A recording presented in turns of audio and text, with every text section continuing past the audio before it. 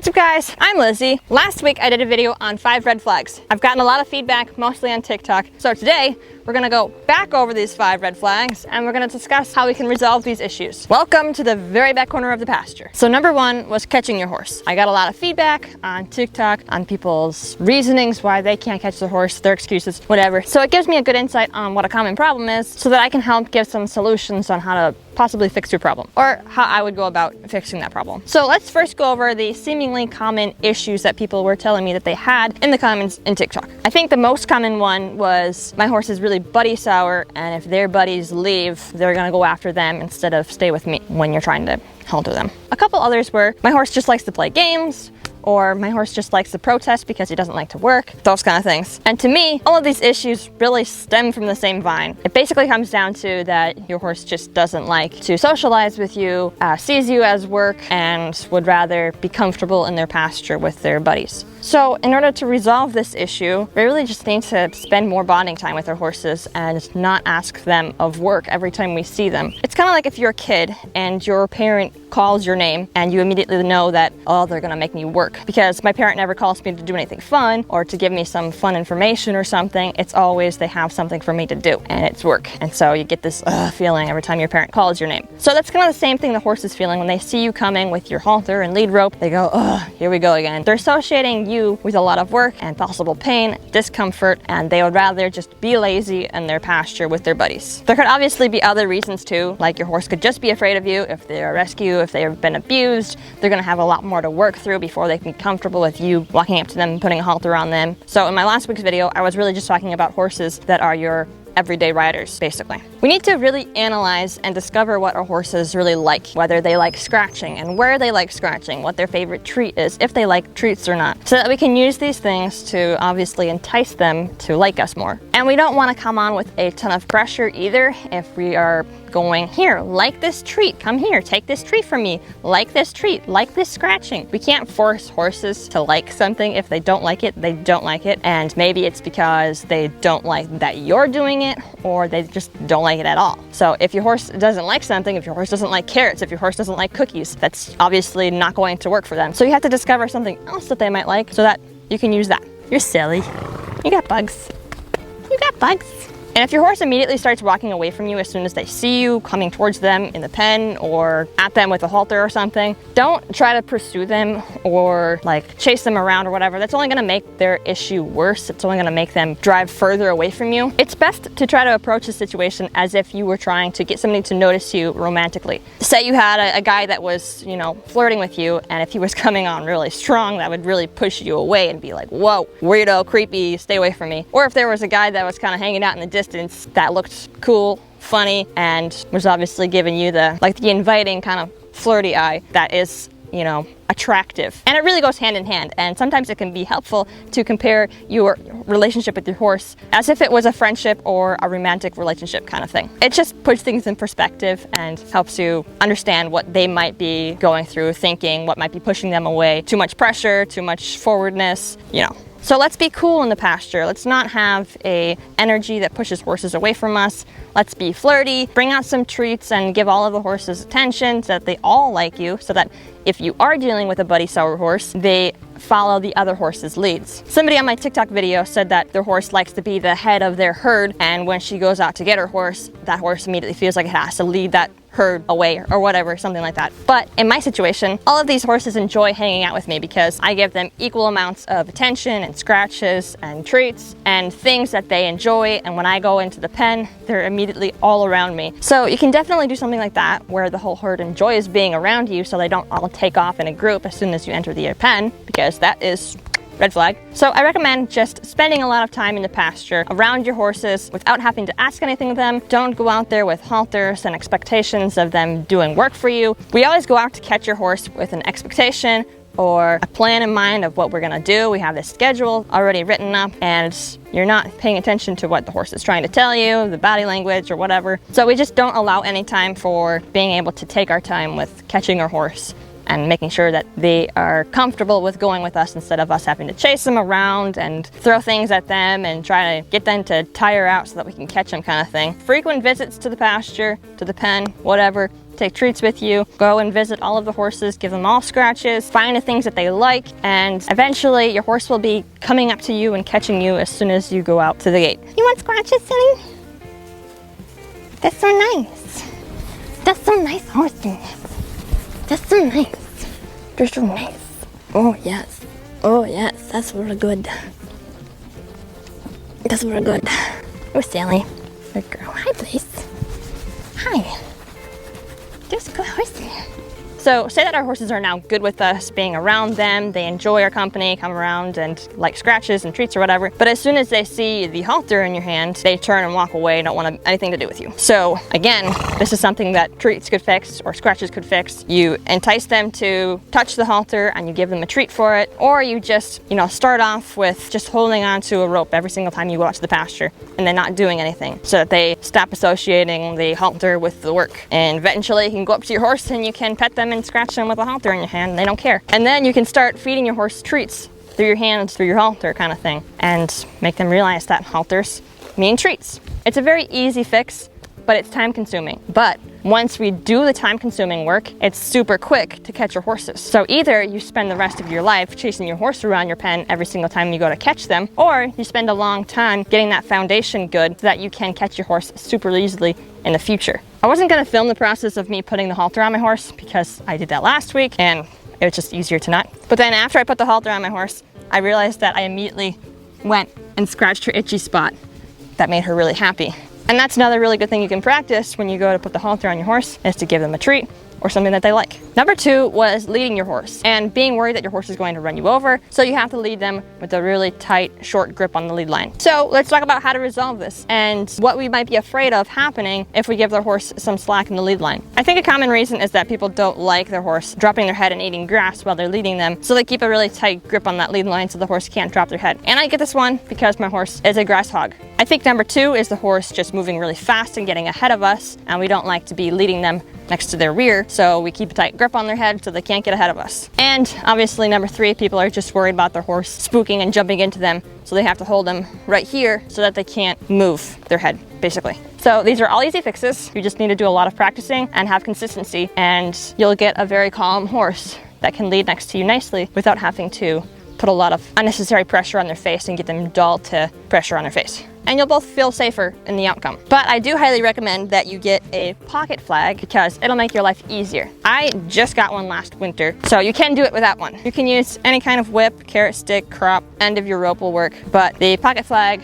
might be an easier trick. So Stella is leading really good today, so it might be a little bit tricky to show you how to do this on a horse that's not acting super good. And I also don't want to use the flag on her right now because it startles her and she's doing good, so I don't want to interrupt that. But say you're leading your horse and they drop their head to snatch some grass from you. You have the flag in your hand, you just immediately snap it behind you and it'll startle them, make them pick their head up. You do that a couple times and they'll start paying closer attention to you. And really, this is kind of the solution for all of these leading issues. So for the second scenario, if your horse is getting a little bit carried away and ahead of you and you're back here feeling like you're getting dragged, one of the things you could do is just put a little bit of tension on their head and swing the end of your rope at their hindquarters to get them to turn their butt over. Or you can put some tension on your lead line and then use your pocket flag to grab their attention and get them to spin around and notice you. And for the third scenario, say your horse is anxious and spooky and you're afraid of them jumping into you kind of thing, so you have to hold them right here and keep them an arm distance away from you so that you feel safe in your little bubble. I really like my bubble too. This is how I look at it. I have a bubble around me, and depending on the horse's mindset, my bubble is either bigger or smaller. If I feel like the horse is unstable and able to spook at any moment, I'm gonna make my bubble a little bit bigger. And by doing that, I'm going to have either a pocket flag, whip, or crop. And if the horse is walking into me, say like this, all I have to do is that, and they get out of my way. But if I'm leading a calm, chill horse that I'm really comfortable with, like my girlfriend here, then I'm gonna let my bubble be a little bit smaller so that we can kind of hang out while we walk. So I'm not having to rely on brute strength to keep my horse away from me, and don't have that fear of something bad might happen, there's something bad around us that you might spook at and you're gonna run me over. And then your horse is like feeding off of your anxiety and thinking that something bad is gonna happen because you're thinking something bad is gonna happen, and you're both gonna end up a nervous wreck. So if you're calm and confident in your boundaries and your ability to keep them out of your space in a nice way, you're gonna build a more confident horse that isn't gonna be spooking at every little grasshopper. Number 3 was saddle fitting issues.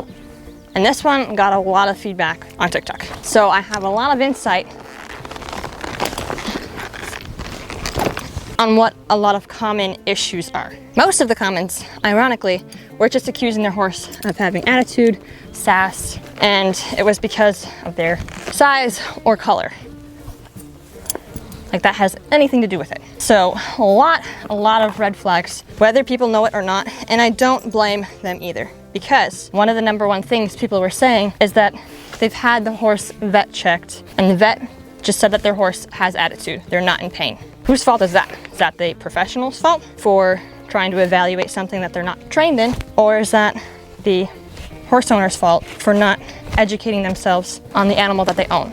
I just want to make this clear because a lot of people apparently don't know this, but vets are not trained in saddle fitting. The number one thing they immediately look for if you tell them that the horse is acting bad while saddling is ulcers or possibly kissing spine or something like that. They're not trained to locate saddle fitting issues. And also, I want a disclaimer that not all saddle fitters are made the same or as equally as talented as some. There's no regulation for becoming a saddle fitter, so anybody can claim themselves to be a saddle fitter. There's no qualifications, you don't need a certificate, and there's nobody monitoring them. So anybody can become a saddle fitter. That's a big issue. And also there are fitters that work for certain brands that have to sell a certain amount of saddles in order to make a living. So they will fit saddles to horses even though they know they don't fit them because they have to make a living. So it's up to us to educate ourselves as the horse owners to make sure that we can ask the right questions and filter through the saddle fitters to make sure that we get one that actually knows how to do their job properly and wants to do right by the horse. If a saddle fitter doesn't think that a female needs to ride in a female saddle, that's a major red flag that this saddle fitter has not had appropriate training and that you can now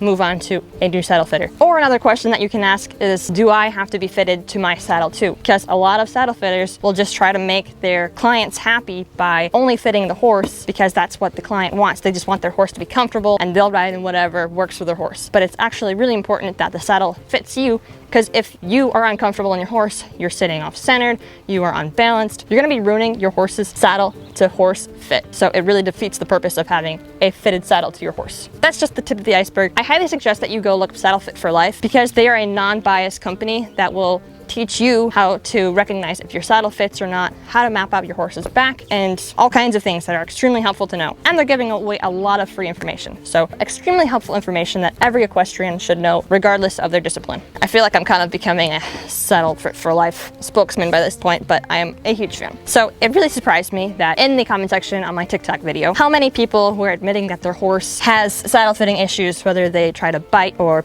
pin their ears, switch their tail, kick, whatever, and just trying to rub it off as their attitude because their vet cleared them for pain. If somebody is telling you that your horse is not in pain when they are giving clear signs that they are in pain, let's just move on to somebody more knowledgeable. Or let's do our own research because we have the ability to learn these things too. Horses won't always act the same for vets or saddle fitters or whatever, so it's hard for them to sometimes locate the pain or see the symptoms. So it's really up to us to manage these things. There are a lot of things that could be causing a horse to act up in those ways while you're cinching them up. Now, there is a difference between pain reactions and nervous, uncomfortable reactions that, like the horse is just telling you that I'm not comfortable with that. They're more green, scared of you or the saddle, or they're uptight, nervous about their surroundings or whatever. There could be a lot of reasons for that.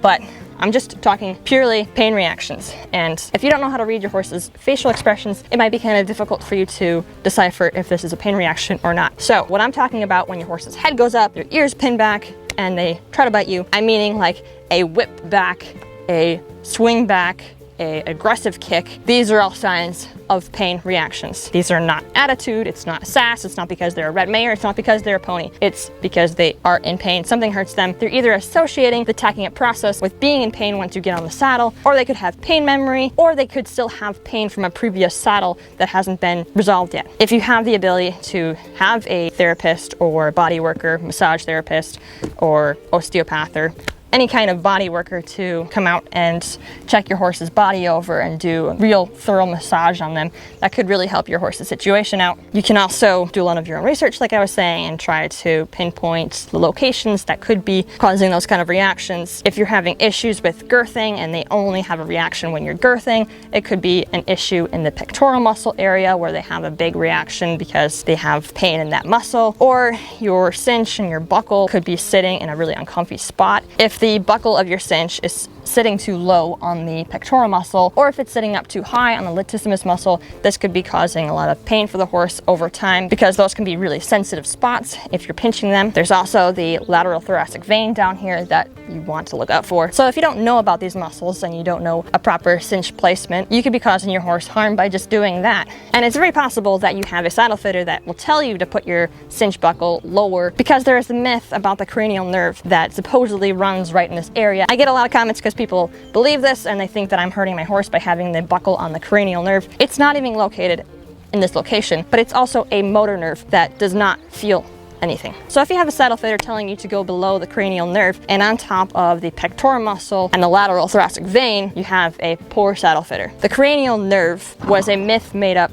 by a certain company that made a cinch that was trying to sell their product. And for some reason, everybody knows about the cranial nerve being right here more than the actual factual truth about the horse's anatomy. So you could have some issues with your cinch fit. It's not just about the saddle, it's about the cinch fitting too. And it could also be the way that you cinch up your horse. I've seen people be very aggressive while they're cinching and they go and they reef on their cinch to get it really tight, knock the air out of the horse's lungs. It pisses them off and it's very uncomfortable for them, and that'll make them girth sour very quickly. So the whole saddle fitting thing is a very deep scientific process, and it's very important that your saddle fits correctly because there are a lot of things in the horse's body that are very fragile, that if your weight and your poor fitting saddle is putting pressure on, you could be causing long-term damage in your horse, like digging away at the cartilage at the top of their shoulder blade, or sitting too far back on their lumbar where they have really thin bones that could easily be broken, or pinching very sensitive nerves that run along their spine. It can be really frustrating to try to narrow down the reasons that your horse is having bad behavior, but it's really important that we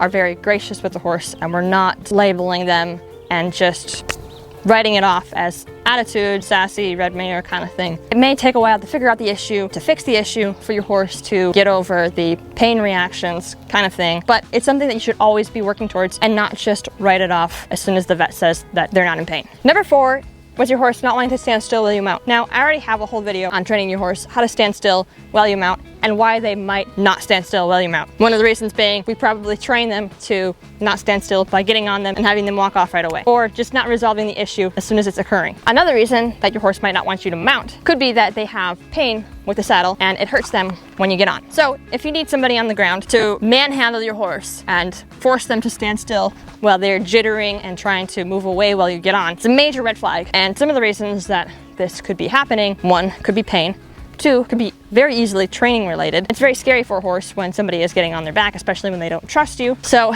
this is an issue that cannot be resolved while you're on their back. This is something that has to be evaluated while you're on the ground. Is it a training problem? Is it a saddle related problem? If your horse can't give you their head while you're mounting, probably shouldn't get on that horse because they're not going to give you their head while you're on their back. That could be a huge issue. Make sure that they can give you their head. Make sure they're okay with you putting your foot in the stirrup and bouncing up and down, making noise on the saddle, doing all kinds of crazy things. You know, it's just training. If you need somebody to hold your horse for you, you have a ton of holes in your training, and it's a major red flag. And the other issue with mounting that I brought up was mounting from this direction and needing to face your horse's rear end, because a lot of cowboys will tell you that if you mount from this side, your horse could kick you, they could bolt away with you or something while you're in the process of getting on. So you need to hold their head tight right here, and you need to stay away from their hind end while you get on, because, you know, so your horse can't kill you basically because they hate you. So if somebody is telling you to mount like that, if you have a trainer or somebody, then that would be a major red flag and a deal breaker for me. So I personally would not take their advice if that was the advice they're feeding me. But another reason I don't really like this method of mounting, I would not suggest that you do it, is because it takes you longer to swing around and up instead of just swinging up. And it's also going to make you want to pull yourself up with the horn and the cantle instead of doing the method that I've taught many times, where you grab the neck and the seat of the saddle, or if you can reach the far side of the pommel, and then you can pull yourself up. There's a lot less torque on the saddle going side to side, and it's faster and it's easier on the horse's back. The longer you're hanging on the side of the saddle, the more pain you're gonna be causing your horse. So, yeah. And number 5 was not being able to ride your horse in a walk, trot, canter on a loose rein. How can we resolve that? So first off, if your horse had a pain reaction while you were saddling them, and then you weren't able to mount them without them moving around, and now you can't ride them in a loose rein, there might be a correlation there. Trust your horse and your instincts more than the people that are making money around you. Obviously, this could be a major training issue as well. Probably a lot of holes in your training. If you've even done groundwork training or not, your horse may have a lot of anxiety and pent-up nerves and is easily spooked, or maybe they have attitude or sass and will try to run and bolt and buck with you as soon as you give them some rein. I strongly don't believe that horses just act bad for the fun of it. It's all communication. I did a video a couple weeks ago on 5 ways to stop your horse if they are bolting with you, and this might come in handy in this training scenario. If you want to practice giving your horse rein, but you're scared of what they might do, go watch that video so you can be prepared to stop them if they start bolting with you. All you have to know how to do is have a safe way of stopping your horse if things are getting a little out of hand for your comfort. So you can either guide them towards a fence and have them stop at a fence, or you can bend them to a stop, or you can just use bending as a way to get them relaxed and not necessarily stop them. So if you're too afraid to give your horse slack in the reins, but then you want to be able to ride in something other than a bit, you're probably going to want to work on the ability to ride your horse in a loose rein. So for those of you that feel like you have holes in your training, I highly suggest you go look up Lorik's Schiller. His videos are extremely helpful and easy to learn from, so I highly suggest you go look him up. You can find him on Facebook and Instagram and YouTube. And again, also go look up Saddle Fit for Life. You can also find them on Instagram, Facebook, and YouTube. But I hope you guys found this video helpful. If you did, give it a big like and subscribe. You can follow me on Instagram and TikTok. I post new videos every single Sunday, so don't forget to come back next week, and I'll see you guys next week Sunday. Bye! Good horsey. Good girl.